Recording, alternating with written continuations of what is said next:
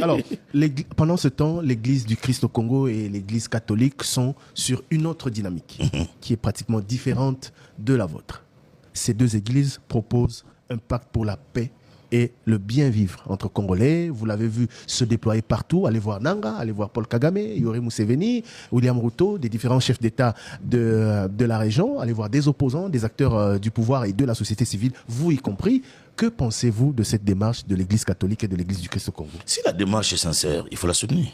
Si ce qui s'est fait est vraiment sincère, il faut soutenir. Pourquoi? Si. Bien sûr que j'ai dit si.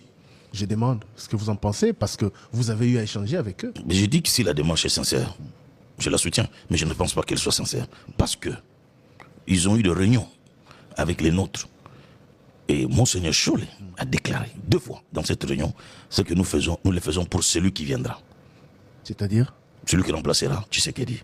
Il l'a dit? Il l'a dit, j'assume. Vous assumez? Bien sûr. En direct sur Top Congo? J'ai dit, il a dit. Vous étiez à cette réunion? Je n'étais pas à cette réunion, mais ceux qui étaient là m'ont rapporté. Et d'ailleurs, Senga, Eric Senga, le pasteur Senga, est vite intervenu pour empêcher à Monseigneur Chollet de continuer à parler sur ce même temps. Donc, je me dis, il y a un carnet, un agenda caché. C'est grave ce que vous révélez aujourd'hui. Mais j'assume. Donc Monseigneur Chollet a dit, Il a dit, lorsque la délégation de la CENCO et celle de l'ECC ont rencontré la plateforme Les Confessions Religieuses, que ce qu'ils font aujourd'hui à travers ce pacte, c'est pour le futur président. pour celui qui remplacera. Pour celui Ils font qui... ce travail pour celui qui remplacera.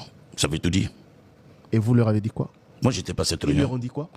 Ben, ils se sont regardés, ils ont compris que ça c'était une autre démarche qui n'avait rien à voir avec la véritable paix, la tranquillité et la stabilité de notre pays. Depuis, vous ne l'avez jamais révélé, pourquoi? On ne vous a pas entendu le dire. Mais ben, je viens de révéler.